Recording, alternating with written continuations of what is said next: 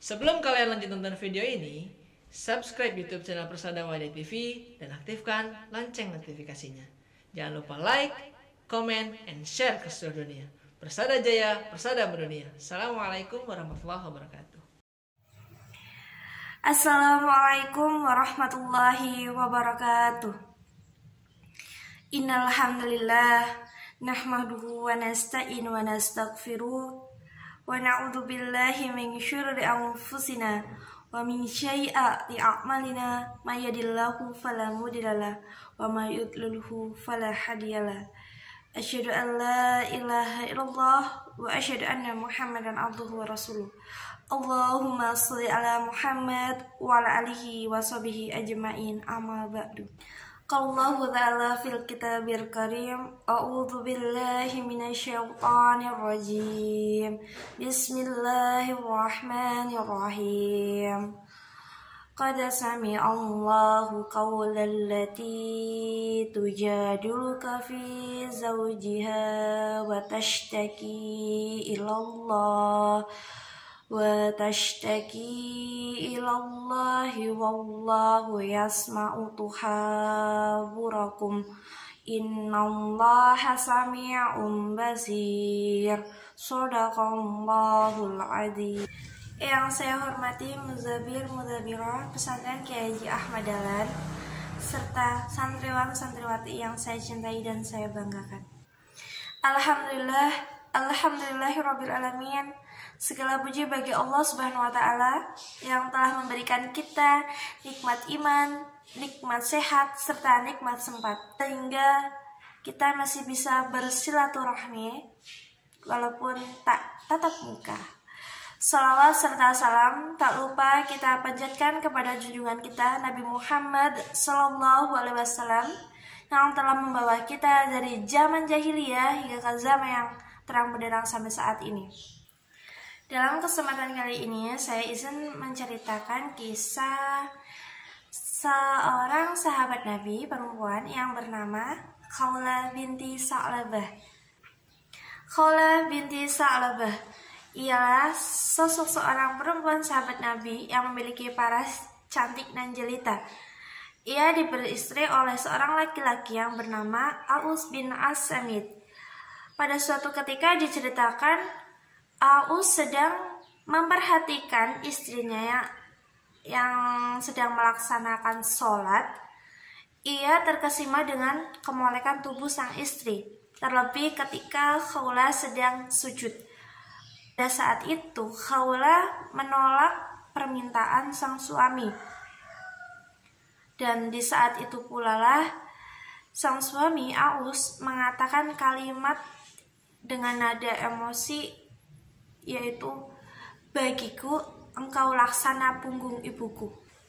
Dalam tradisi masyarakat Arab kala itu, menyamakan istri dengan ibu suami ialah cara suami menceraikan istrinya pada saat itu. Aus paham betul apa yang ia keluarkan pada saat itu kepada sang istri, dan ia menyesali atas apa yang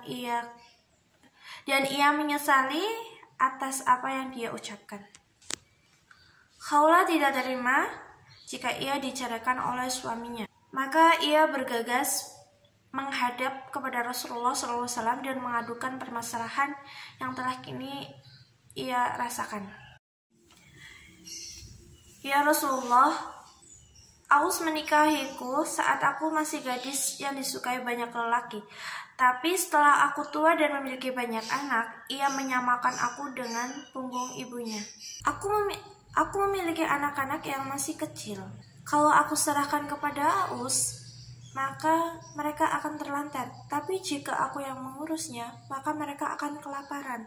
Dengan aduan itu, Khawlah berharap Rasulullah SAW tidak menjatuhi hukuman talak kepada pernikahan Aus dan Khawlah.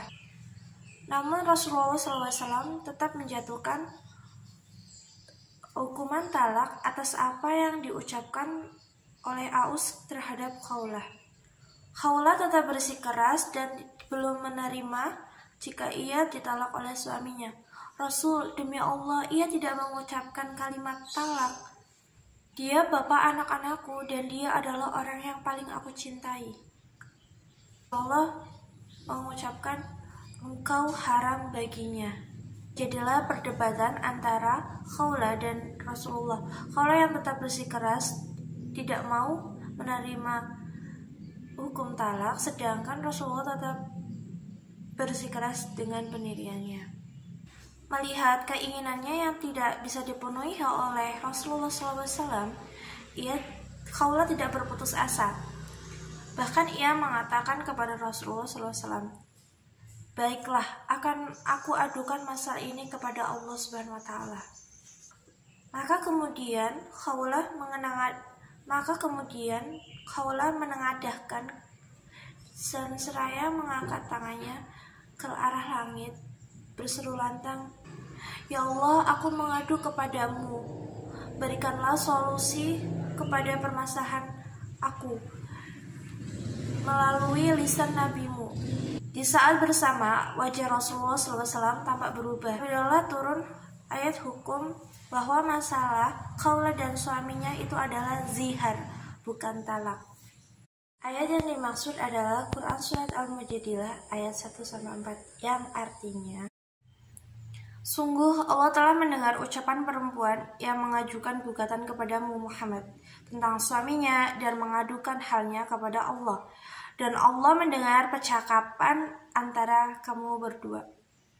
Sesungguhnya Allah Maha mendengar, Maha melihat orang-orang di antara kamu yang menzihar istrinya, menganggap istrinya sebagai ibunya, padahal istri mereka itu bukanlah ibunya.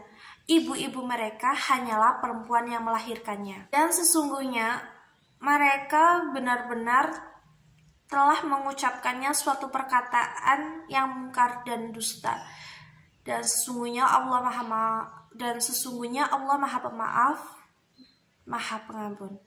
Dan mereka yang menzihar istrinya kemudian menarik kembali apa yang telah mereka ucapkan, maka mereka diwajibkan memerdekakan seorang budak sebelum kedua suami istri itu bercampur.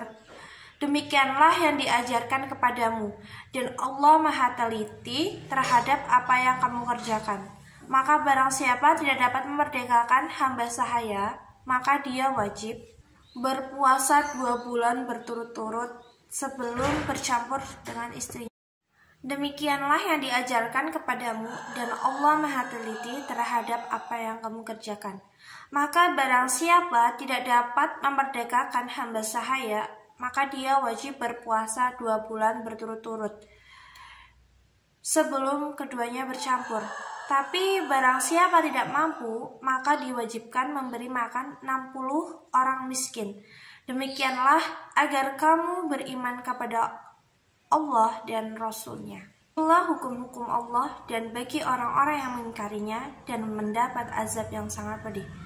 Demikianlah kisah Khawlah binti Sa'labah, perempuan dari kalangan sahabat yang tidak saja mengadukan permasalahannya terhadap Rasulullah SAW, tetapi juga kepada Allah.